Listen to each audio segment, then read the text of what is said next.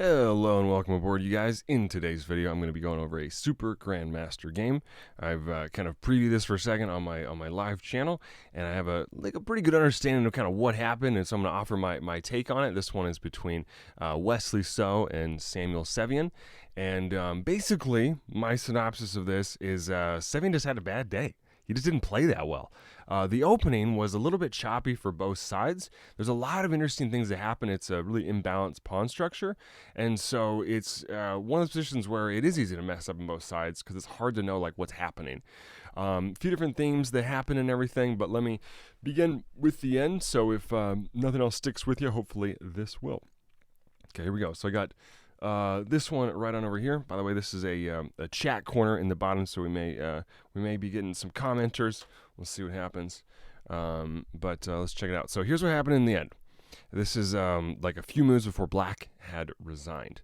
They go with the move pawn to b7 right here, and this knight is now overworked. Overworked knight. White is only ahead technically by 1 point, right? Because they have they're up the exchange, which means that's, you have a rook for like a minor piece. That's what's happening here. But then Black seems to be okay at first glance. Like, oh, well, Black has this pawn. Maybe they can push it here, and then this comes over, and then somehow this bishop is going to help to go here. Like, no. Like, right now, White is saying, no, I'm going to queen my pawn. What's you going to do about it? And if Black were to take this, we go right here. So this is just a lost cause at this point. That's how they win this game. Bishop comes back here, attacking the knight. We go this away, and this is a free queen. I mean, I think this is just GG right here. So after here, bada bing, bada boom, he resigned. So by using a passed pawn and an overworked piece, he was able to win that one. Let's rewind it back to the beginning and figure out how did White get to that position in the first place. Like I said, I think that this is just a case of Sevian just not playing well. I think he just had a bad game. But the mistakes that he made and the way that Wesley So won this game, I think should provide some useful instruction and content and all that good stuff. Pawn to d6. Okay, so here's the idea. Black is not going to go knight f6 and castle straight away, but instead is going to reserve the option to do a few different things. For one thing, the knight can maybe go to e7, which it does in this game. Also, Black can maybe push this pawn kind of early on, an option that's not available if the knight goes here early. So that's why he goes pawn d6 and delays the more standard knight to f6 here. Knight c3, knight to d7, pawn e4. White is now occupying the center, and Black's plan is what you call a hyper-modern idea, where he allows White to do this and attacks it from the side. Pawn here to e5, bishop to e2. An interesting choice. Sometimes you want to go pawn to d5. In this case, not so much. As we'll see, White actually gets a bit of a lead in development in the game as well as on a lot of the sidelines. And so when you have a lead in development, you want to keep the position open, not closed. So he gives White Black the option to do so. He says, hey, if you want to open up the board, be my guest. You go there, I'm going to be going like this, or maybe even bishop g5 first. And then if here I have this fanciful move, queen takes d4, doing a double pin. So Black says, nope, I don't like double pins. That sounds bad. I don't like the sounds of that at all. I'm going to go knight here to e7. Okay, so then castles. Castles back, and now rook to e1. Maybe, possibly better, was the move bishop to e3 with the following interesting plan.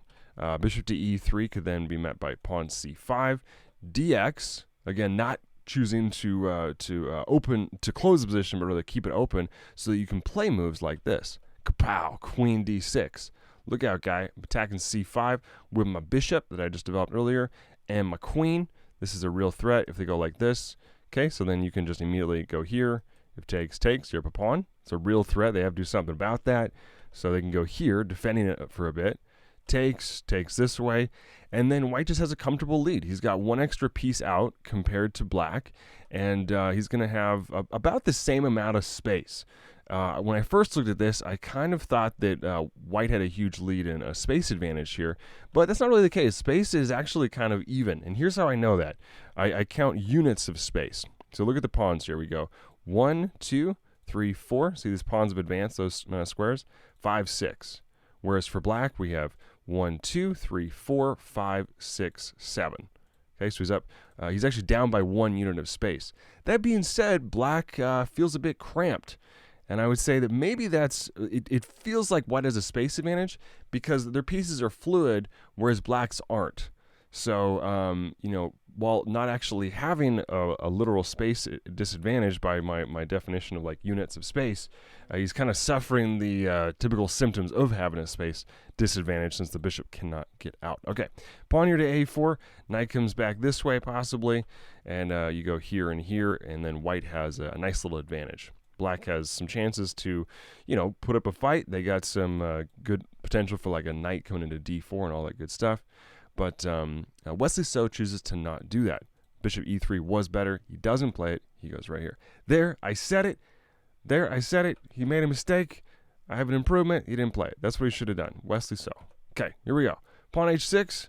Bishop here to f1. Another dubious move potentially. This was a good time to open up the board. Go for this. Now bishop to e3. And then take. And then we have some more developing chances. Bada bing, bada boom. This is the way to go. And this is actually the case in a couple of these lines here, that he should have just really ripped it right open, right from the like early on, and just developed his pieces really fast. But that's ultimately how he wins, is that black has a disadvantage in space. Pawn to f5. Okay, typical idea here in the King's Indian, which looks pretty paradoxical if you've never seen it before.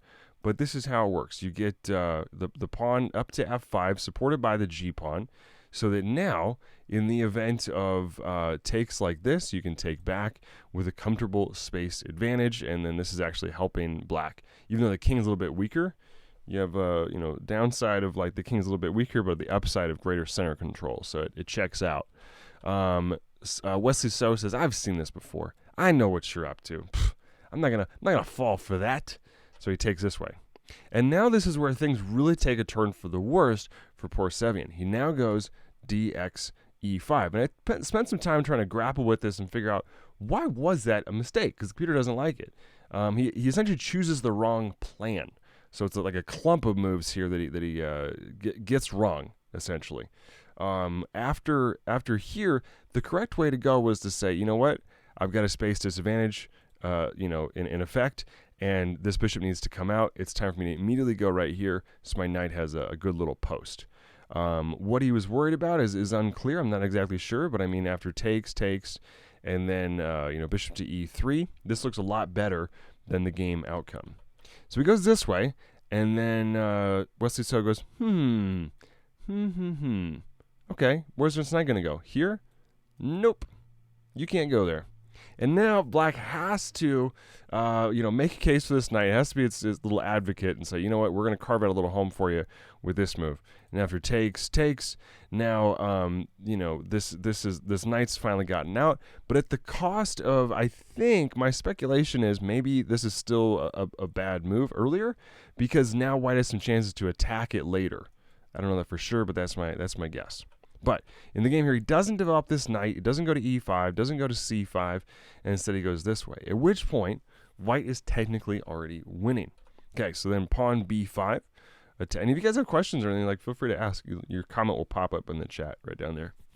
Pawn b5, knight here to d4, and bishop to a3. This is the one good thing about black's position, essentially, is that they have a super good knight. And if taken, they can take back like this.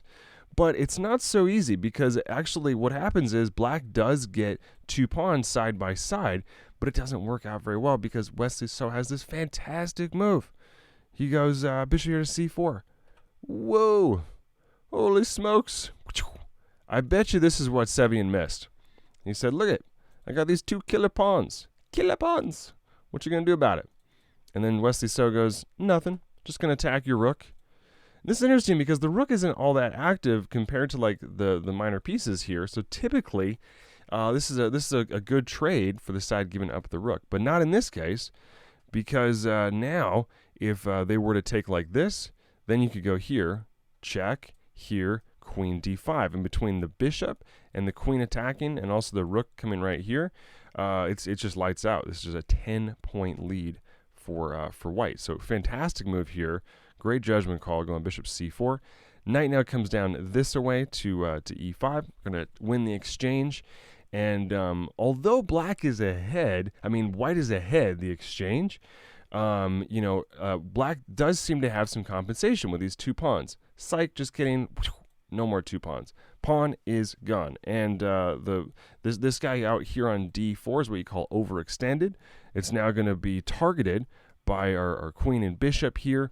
And although development has essentially neutralized, white's lead in development has been neutralized. We have 4 pieces out for white, 4 pieces out for black. White has a clear plan, a clear target. I'm going to take this pawn. Plus, don't forget, white is also up the exchange. So this is just a very one-sided battle at this point.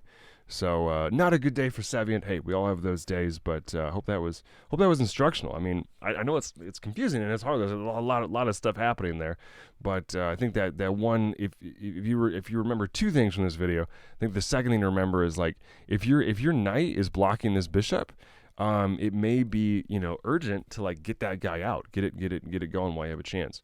Unless you if you don't do that, then you can fall behind.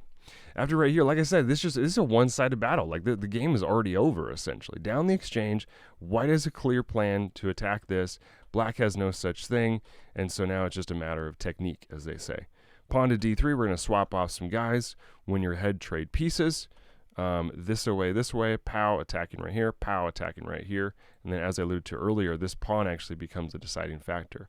En passant, knight to D6, inaccuracy, but doesn't really make too much of a difference. Another try was pawn to D2 straight away, after which now right here, not, of course, queen takes, because of then right here, when there's not going to be the same chances to promote this pawn. So after D2, rook this way. This would have been a slightly better try, but it's just a lost cause. Sevian's already lost his game at this point. Here, queen takes G6, and then takes right here when white's got 3 connected passers. So game's hopeless. Knight to D6, trying to stop this pawn. Well, you guys saw this position earlier. That pawn cannot be stopped by the knight, which has 2 different jobs. It can't do both of those jobs. It is what you call overworked. Bishop comes back this way, and then we promote. Game over. And so that is the recap of this one right here. So we'll go like this. Hope you enjoyed this video. It's a lot of fun making these. It's pretty interesting for me too, as a player aspiring to get better myself and understand how these super GMs play and what are the mistakes they make and how to super GMs take advantage of those mistakes. I'm eager to make plenty more of these. If you like this, leave a follow, like, and subscribe. And then here's a link for some more videos that you can check out. All right, ciao.